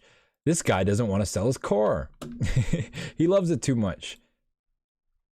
So 380 grand for this is ridiculous. Granted, it is a really nice spec. They don't really explain why it's worth so much. Of course, these are going to be late model drophead coupes. They're going to be worth a lot because they didn't really make them anymore. They transitioned to the Dawn, so they don't make a Phantom Coupe anymore. It's called a Dawn, and it's not the same. The Phantom Coupe was literally the flagship. So, and this is a facelifted version of Series 2. So you really can't go wrong with this car. The only thing that can go wrong is paying too much for it, which you probably will do if you spend this much. I'd say for me, I mean, I put it around 300 grand. I don't think it should be worth any more than that. 300 grand for a 2016. This is like one of the last model years, if not the last model year for the drop head. So I'll give them that. It is pretty much fully loaded. It's going to have all the features that a 2016 Rolls Royce has. 300 grand for this, but again, this is way out of my league. Like 300 grand, I don't know if this is worth it. I don't think it is, to be honest, especially with 31,000 miles. Cool. Moving on to our next one, we have a 2014. This is going to be a Phantom extended wheelbase. So this is one of the rarer options for a Phantom. This, as I mentioned before, is a Phantom sedan, but the rear doors have an extra 9.5 inches, like this much of space. So that all equates to rear legroom. The front legroom is unchanged. So as you can see, these doors are super long. I remember the only time I've seen an extended wheelbase Phantom was sitting in front of the Brickell City Center in Miami. It was just sitting there. I remember it was green, like British racing green, and it had a tan interior. It looked so good. And yeah, it looked like this. It was longer than any car that passed by it. It looked like a bus, and it was just sitting there. It sat there for hours in front of the mall, which is crazy because you can't park there. This is on the main street. So yeah. You can see this one is a Series 2 because it has the facelifted front end. I just love the way the round headlights look. These don't look the same, but again, this is going to be a 2014, so you're going to have all those technology in terms of the interior. Wait, how many miles does this have? 100,000 miles. Holy crap, this has a lot of miles. I didn't realize it had this many miles. Wow, this has a lot of miles, y'all. So this is a 2014. It has the upgraded interior. It's hard to tell the difference, but it is a lot simpler than the old one. Actually, we have a 2004 one right here. Let's take a look. So that's what the old one looks like, and this is what the new one looks like. You can see these buttons were simplified up here to be like this, so more BMW-esque in my opinion ish. You can see down here pretty much remains unchanged in terms of the controls, but this changes up here. It makes it much easier to use. And Jacob says, again, where's the engine from? The engine is from a BMW 760 Li. It's the N73 naturally aspirated V12, and the 760 Li I believe is 6 liters, but they bored it out for the Rolls-Royce Phantom to 6.75 liters. They call it 6 3/4 liter V12. So scrolling through the photos, you can see this one is that beige interior, beige on wood. Not really the biggest fan of this interior. However, it is a 2014 extended wheelbase, and with the extended wheelbase, you do get a lot of stuff pretty much standard because the extended wheelbase was so expensive. A lot of people who ordered those wanted to get the nicer equipment as well. So we have the TVs. We also have rear climate control. Obviously, this is an extended wheelbase, so the rear people are very important. But yeah, we can see this one is on non-pax wheels. Obviously, it has 105,000 miles. I doubt they spent 10 grand each tire change. But yeah, 105,000 for $149,000. This is an extended wheelbase, so they're going to go for a little bit more in terms of price. However, $105,000 is kind of scary for one of these. I'd be willing to go up to $135,000 for this extended wheelbase. And 135 grand for an extended wheelbase, I know it's a lot of money, especially for a car with 105,000 miles, but you'll be the only one with one of these. You will be treated like royalty wherever you go. Even by Rolls-Royce Phantom owners, you will be looked up to because you have the extended wheelbase. It is such a flex, and not really people actually understand that, but once you get one, you'll understand how much of a flex and how superior you are going to be in Rolls-Royce world, let alone regular world, with your extended wheelbase Phantom. Cool. Moving on to our last example, we have a 2014 sedan. So this is going to be a Series 2 facelifted model. It's going to be in gray. You can see the interior is in white. These pictures actually are horrible. I do not know why I picked these pictures. Hopefully they're not all like that. Cool. So we have the brown floor, so brown leather and white leather mix, and you also have this special, I forget what the top of my head is, but it's a special like insignia that was in the wood trim. It's a special wood trim package you can get. I'll show you on the front seats. It's on the dash. It's like this special thing. Yeah. So basically, this thing isn't painted to my knowledge. This is all pieces of wood that were like put in to make like this design. And yeah, super expensive option and pretty cool when you look at it. This is literally pieces of wood wedged in there to make a spiral design. It's not painted. Very, very expensive. And yeah, one of the cars to have these very rare option, not rare, but expensive option. And you really only see them on, you know, the newer cars. This trim interior is pretty interesting. You have white and brown and wood. I wouldn't say it's a bad combo in my opinion. I think it actually looks pretty good. You have the silver Spirit of Ecstasy. But yeah, the brown, I'm a fan of brown. I like brown on cars. A lot of people don't like it because obviously it looks dark and dirty, but brown I think can look classy in some ways. In this application, it definitely does look pretty good. See how many miles it has. 32,000 miles, and they want 175 for it. This is a 2014. It does have a lot of stuff standard. You can see here it has the rear climate control along with the TV sets as well. I'd say for me, being 32,000 mile 2014, I'd be willing to go up to $160,000. I think 160 is really good, and that's a good like 160 is really good for under 35,000 mile 2014 Series 2. So once you get a Series 2, that's pretty much, you're in the modern realm of Rolls-Royce. And when you think of 160 for a Phantom, that's actually pretty good, especially with this unique trim and with that the brown and white combo. I think it definitely has a classy edge to it. Cool. All right, let's move on to our last place we look at ads. Cargurus. Hold on, let me actually order these because I don't want to go out of order. We have a bunch of 2013s, so Series 2s. We got 2017. Holy crap. Okay, got this 2017 there. We got 2010. We got 2009. We got 20. Okay, cool. So starting off with our first example, we have a 2009. This is going to be a 2009 Phantom coupe, not a drop head, just a regular coupe. We can see it is in black. No Pax wheels here. None of the cars have Pax wheels, which is a really good thing. Don't get a car with Pax wheels. You can see it is brown. We can see it is black with a beige interior. This is kind of a more basic interior color. Not really a big fan, especially because of how visible it is. Like for something like this, a red interior or maybe like a black interior would have done a lot better. But a lot of people do like the brown because it is optioned so much. Jacob said, such a big car looks better in dark colors, right? I believe so. You know, if you have a big car in bright colors, you're gonna see it. But I'm a dark color car guy. Yeah, you could say so. So we have the brown wood here.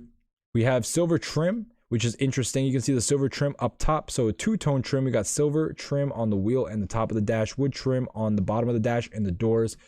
You also have the steel trim going along the hood. So this is going to be that brushed steel trim going around you have that brushed steel trim going around the windshield along with the hood. I just really like the way the look. I can't even speak.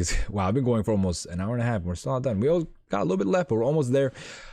I just really like the way the Phantom Coupe looks. If only this was paint matched. I don't like the brushed package. I think this should be one cohesive color. Looks really mean that way. But yeah, these look so mean in person, like just a gangster car. Like if you see one of these like in person, like they look so much cooler than they do in pictures. Pictures don't do it justice. Anyway, scrolling down, we can see this one also has a starry headliner. Very, very good option to have. Obviously, you need it. This is a Rolls-Royce. We can also see it has the Rolls-Royce in the headrests. We got black inserts on the seats. We can also see down here, this is where your cup holder stuff is going to be. Again, this is a coupe, so a little bit less room in the back, but it is a 4-seater coupe. You can fit 4 people very comfortably in these cars. It's not like a Porsche or anything like that. You can see, yep. Old iDrive. This is what the old iDrive looks like. I really like this silver trim up top. If only they continued on the bottom. Wow, that would have looked really cool. Silver all the way around. But you win some, you lose some. You can't get them all. You can see the split tailgate here. Very clean trunk lined in thick carpet. We can see also the thick mats they have as well. Just a very clean example. 135 grand they're asking. That is super low. To be honest, for one of these, it's a 2009. It is a coupe, right? It is 35. It has 35,000 miles, and they want $135,000 for it. This is a really good deal, y'all. If I'm gonna be honest, if you can get this car and it doesn't have any really mechanical faults like that, if you can get it for 135, you're honestly getting like that is MSRP and like MSRP price. That's how much it should cost. Nothing more, nothing less. for me, like I mean, I'd be willing to like try to go. I'd start off at like 125, maybe go up to 130. But if I could get it around this price, you know, that wouldn't be bad at all. But I'll say this again. I'll just say rehash it. For me, for having 35,000 miles and being a 2009 Phantom Coupe, I'd be willing to go up to $125,000. However, if, you know, I'd be willing to probably go up to 135. This is a really good deal. And yeah, this is probably something you should look at if you want a Phantom Coupe, because you're never going to find these again. They don't make hard top coupes for the Phantom. You either get a Wraith or you get a Dawn. Like, there's no coupes, not either. You get a Wraith. That's it. That's going to be your hard top coupe car. It's a Wraith. You can't get a Phantom Coupe anymore. So this is probably one of the best deals that we looked at today, if I'm going to be honest, simply because the coupe's production numbers are that much lower. You really have to figure out what's wrong with this car, because the prices really don't add up, especially for the condition and the spec. Cool. Moving on to our next example, we have a 2010. So it's going to be a Series 1 in white. We can see it's on the non-Pax wheels. These are going to be some of the later model year wheels that were introduced. Yeah, I would really pay the price offered. Really new for me. Exactly. That's what I'm saying. I don't know what's wrong with this car, but well, actually, let's look at these the coupes that we looked at before. So we have a Phantom Coupe here. This one is a 2012. They're asking 180. It has the same amount of miles, worse spec in my opinion. Well, no, actually, this is a better spec, but this is going for 60 grand more. Granted, it is 3 years later, but it is still around the same type of mileage. What else can we see here? I'm just justifying my words. Find another coupe. This one is in horrible condition, has a bunch of aftermarket parts, and they're listing it for 160, and it is also a 2009, and it has 10,000 miles more than this car. So this one, in my opinion, is the best deal. It's a 2009. It's a coupe. Yeah, you can't go wrong with something like this. Going back to this example, our white one with our purple windshield, you can see it has the heat. It has the heated windshield. I think that's what that is. Scrolling down, looking at the interior spec, very, very nice. We can see all black interior. White with the all black interior would be something I would go for. I just don't really like the wood like that. It has to be very nice. It has to be very unique. And most of the wood is going to be just a regular burl walnut, light wood. It's going to look tacky and old. This one looks really good with the black piano up and down with the black leather as well. Black floor mats, black carpets, all black. We have the Rolls Royce embroidered on the headrest as well. This one is going to be a Series 1 still, so you have the old tiny small screen. Let's see the back seat specs. These pictures are all very close. Oh. So what we can see here, actually, hold on. So a lot of stuff going on here. So this car has the rear climate control in the doors. I guess that was an upgrade in the... I haven't seen that before, but the rear climate control is in the doors for the rear seats. I'm not sure if that is a post 2008 update, which I guess it should be, because I just haven't noticed that before. Gosh, that's error on my part. But we can see the new iDrive. No, that's the old iDrive. That is the old iDrive. What else can we see? Has a starry headliner. Something doesn't look right about this car. Like, it looks like it is a facelifted car, but it is not. So yeah, this must be when they updated the facelift. Gosh, sorry. Too much information on these cars that I went over today. I'm starting to confuse myself. This is when they had that facelift before the Series 2. So the interior was updated to match the drop head coupe and the coupe. So we do have slightly better interior when compared to a prior to that, so 2007 and earlier. So it does command a little bit higher of a price. This one is actually really nice, to be honest. I'd be happy with something like this, like a Series 1, but an updated Series 1 where you have the rear center or the rear climate controls on the doors and everything. Plus this trim, this interior package looks really nice. It's very clean. 31,000 miles. They want 110 grand for it. This is actually pretty close as well. I'd say because this is a 2010 though, and not a Series 2, I'd be willing to go up to $105,000. But again, that'd be pretty close because of all the options this car actually has, and it being a white on black car, very rare spec. All right, cool. Moving on to our next one. I didn't reset the pictures on this one. Oops. Let me do that real quick on all of them.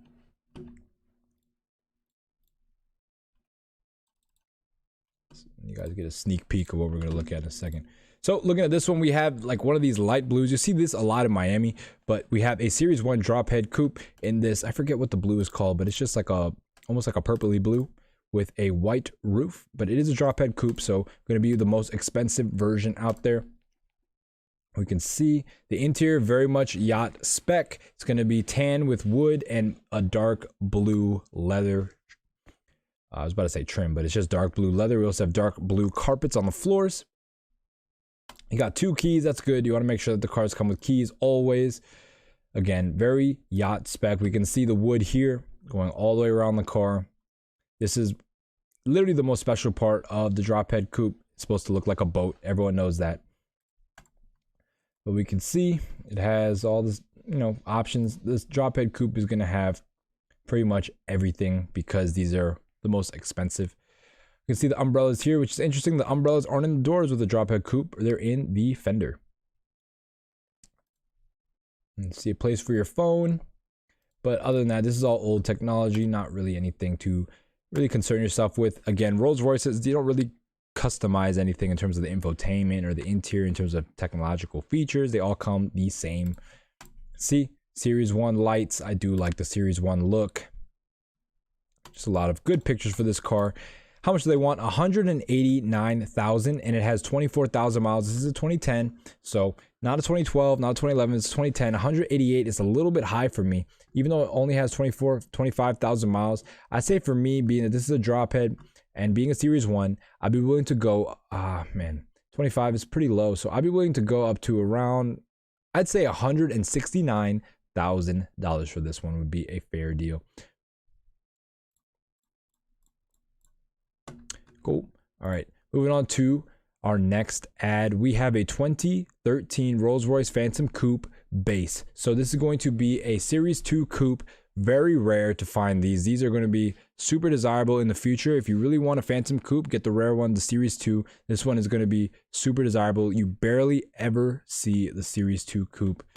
I can't stress that enough, how rare these are. And yeah, let's take a look at the spec. We have a gray car. We can see it also has the brushed. We can also see it as the brushed steel package because it has a brushed steel going around the windshield and also a brushed steel hood. You can see just the way this looks, so gangster. This view back here I think is my favorite, this rear 3/4. It almost looks like a hat. I don't know how to describe this roof line, but it just looks so good. Lots of pictures on this car. See the interior, we have a carpeted trunk. On the interior, we can see we have white seats with black piping, also black leather on the floor as well as on the top of the dash. But the rest of the dash is in white leather to match. So not a bad interior spec combo. I like the fact that they use a lot of black and didn't use, any light leathers besides, didn't use any brown leathers. They have a white leather, but it's not a brown leather. I do like the white leather with the black. That contrast is, I like it. It looks good to me. You also have, the veneer on the wheel itself. So it has that option. But you can also see that being that this is a Series 2, we have the upgraded iDrive system. This is going to be that CIC system, not the CCC system. We can see the CIC controller here with all the buttons. The CCC controller has no buttons. It's just a controller. Looking at the engine bay, clean as it should be. This car doesn't have that many miles. This car has 33,000 miles. Okay, it has a good amount of miles. See also the sheet here. I wish I could see this. Can we zoom in? Wow, that did not work at all. That was not intuitive. So we can't even read this, but they include the build sheet, so they do have it. 190,000 pretty much they want for this, and 33,000 miles it has. I'd say for me, this is a Series 2 Phantom Coupe. You're not going to see a lot of them. They probably made under 1,000 of them for the world. Probably even less than that. And this is a Series 2, so it's going to be the best of the best. It's not a later model Series 2. You're not going to have like Apple CarPlay and stuff. I don't even know if they had Apple CarPlay on these cars with the Series 2. But again, you're not going to have the latest technology, but it is a Series 2. So it's going to command the highest price. 33,000 miles. I say for me, I'd be willing to go. I mean, I wouldn't want to pay more than 170 for this because it has 33,000 miles. So for me, having 33,000 miles, I really wouldn't want to go over 170 grand. But again, I could probably go up to 175 because this is such a rare model. And I just love the Phantom Coupe. That's my favorite configuration, is the Phantom Coupe. It just looks so gangster, so boss. You can't beat the way this looks. Cool. Let's move on to the second to last ad we have on here. We have another Series 2. This one is going to be a Series 2 Phantom, regular base sedan. You can see it is in silver. No Pax wheels, obviously. This car is Series 2, so by then they got rid of that junk. You can see it is in silver, as I mentioned before. Let's see what the interior spec looks like. Interesting interior spec. We have like a red dash with a white or a creamy seat. So we have basically a red or a cream and red with the red piping interior. You know, it doesn't look bad, you know. I don't know, man. This is not really my thing. I don't like these like light reds. Like, it has to be like a dark red, like almost like a blood red. I don't know why this red, it almost looks pink in my opinion. The red has to be darker than the wood, which it's not. So looking at this, we see the wood. This looks very this looks 80s. I don't know how else to describe it. Like, this picture itself just looks like it was taken in the 1980s. I don't know how, that's just what this screams to me. I'm not really a fan. This reminds me of those old style malls with like the waterfalls and like where you throw coins in there. That's how it looks like to me. I don't know how else to describe it, but not a fan.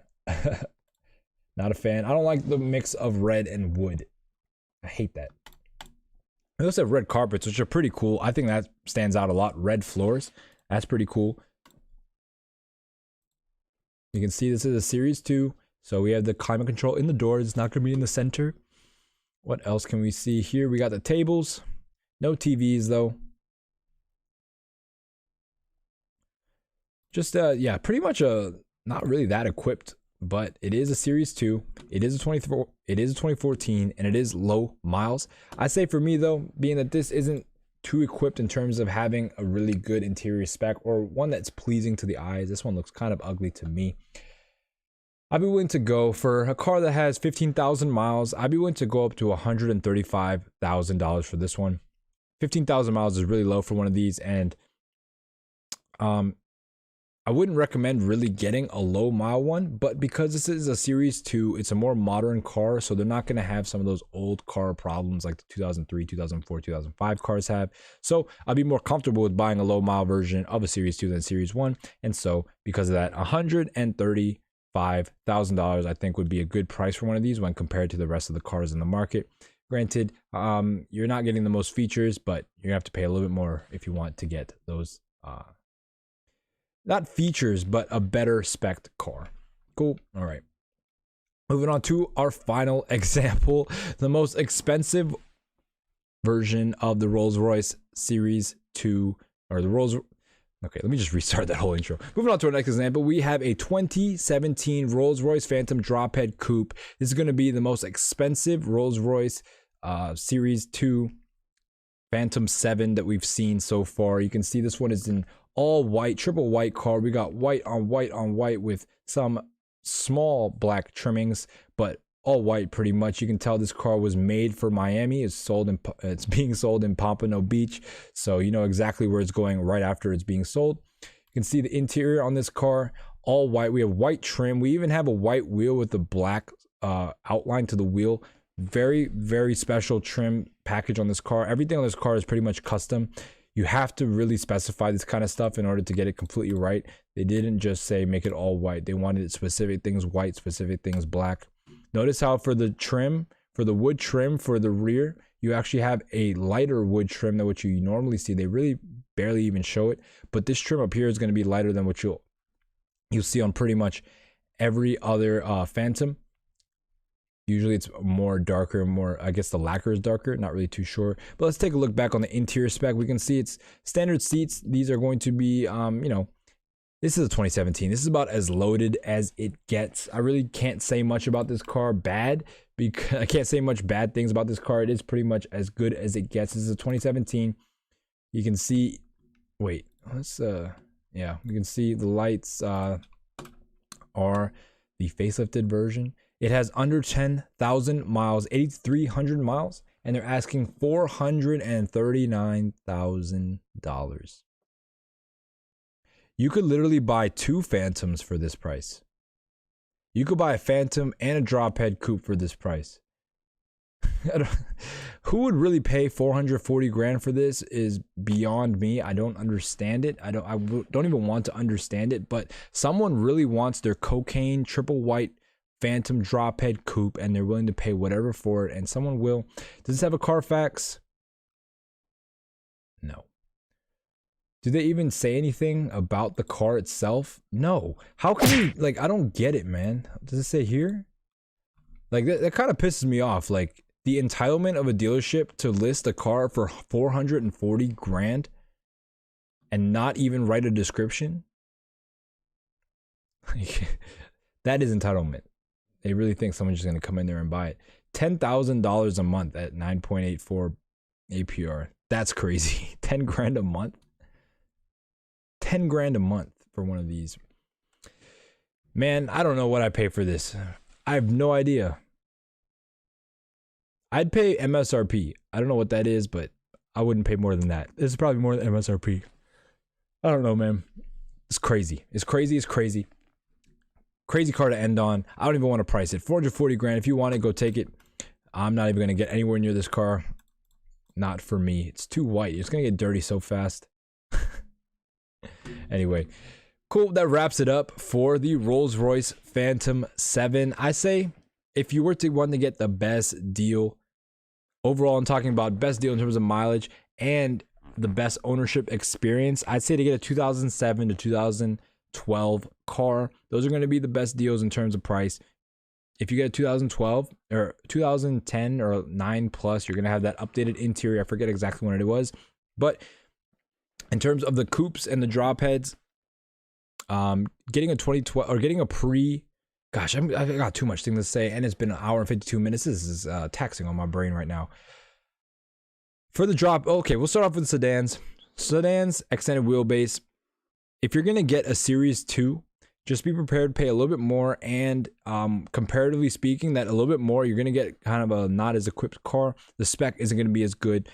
I suggest getting a really nicely spec'd late model Series 1, simply because you're going to get the best deal in terms of price, and that's pretty much it. You're not really, like with the Phantom, no one's going to tell the difference between a Series 1 and a Series 2. Phantom's a Phantom's a Phantom, and if you're really looking to get this car for the cheapest price you can, but you don't want to get screwed on the maintenance by getting like a first or second or third model year, just get a late model Series 1 and you'll be perfectly happy. I don't know, even for me, I'd be willing to get a salvage one of these, because like you're not getting a performance car, you know. Like I would get a salvage or rebuilt Rolls-Royce, because all you do is just driving around slowly and being looked at. It doesn't really matter as long as the hood lines and the body panels line up. It's not like you got to push this car to its limits every day. That's why I wouldn't get a salvage title car, a sports car, a salvage title sports car. No, thank you. Because if I were to get a salvage title sports car, I'd be thinking like, okay, maybe something might break because, you know, it's been pushed to its limit pretty constantly. But with a Rolls-Royce Phantom, it's never being pushed to its limit. At least it shouldn't be. So I would even consider a rebuilt title, which is, you know, something I'd probably never do. But for one of these, given the prices and given exactly what I'd use it for, just driving around, I really wouldn't want to buy one for like 180 grand. And if I could find one, you know, the salvage rebuilt, not salvage, but rebuilt title Phantoms, you can find them in the 50s all day. So I think that's a really good deal, especially if you have other cars and this one's just kind of a statement maker.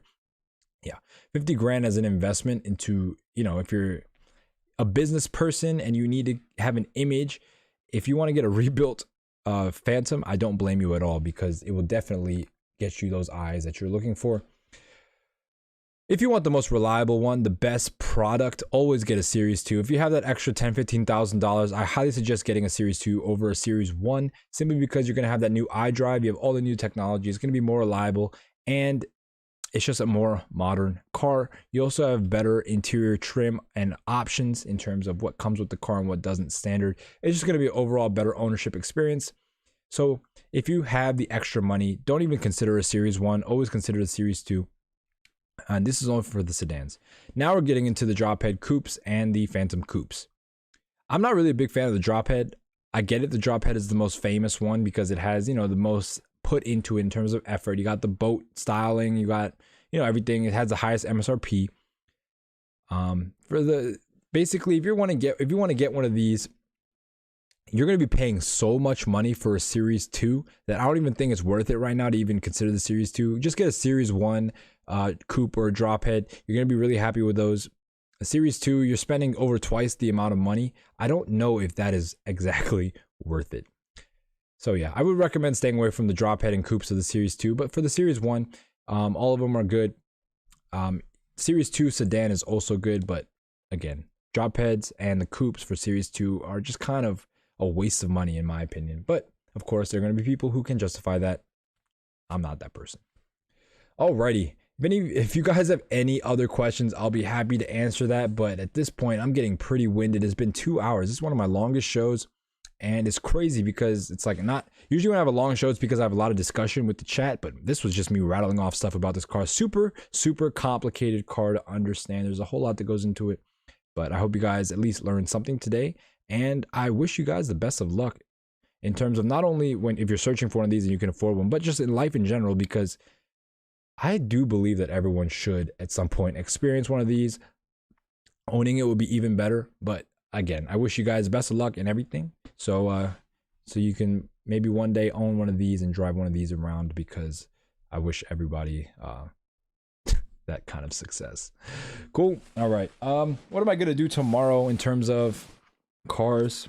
Let me bring out the good old schedule. Tomorrow, I think I'm going to do the V10 S6. You know, going a little bit back to our roots here, going back to more budget, high maintenance German cars. We're going to do the V10 S6.